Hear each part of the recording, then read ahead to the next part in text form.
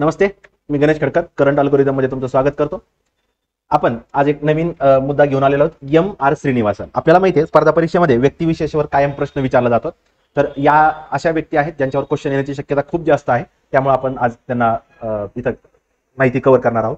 MR. Srinivasan अणुभट्टीचे शिल्पकार मानलं जातं. त्यांना 1930 ला त्यांचा जन्म आहे. 2025 ला नुकतंच त्यांचं निधन झालेलं आपल्याला पाहता येतं.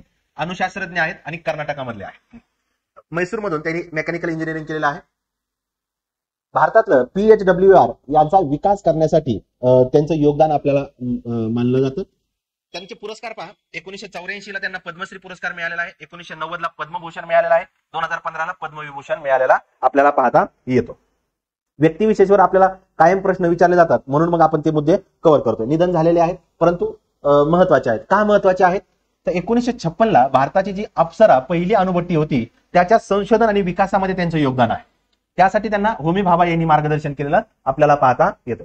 त्याच्यानंतर 1959 ला तारापूरला जे पहिलं अणुऊर्जा केंद्र आहे त्याच्या विकासासाठी मध्ये सुद्धा त्यांचं योगदान आपल्याला पाहता येतं. हा मुद्दा महत्वाचा आहे. त्याच्यानंतर 1987 ला अणुऊर्जा आयोगाचे अध्यक्ष आहेत आणि अणुऊर्जा विभागाचे सचिव आहेत. जे अध्यक्ष असतात ते सचिव असतात. त्या अर्थानं नियोजन आयोगाचे सदस्य पण राहिलेले आहेत.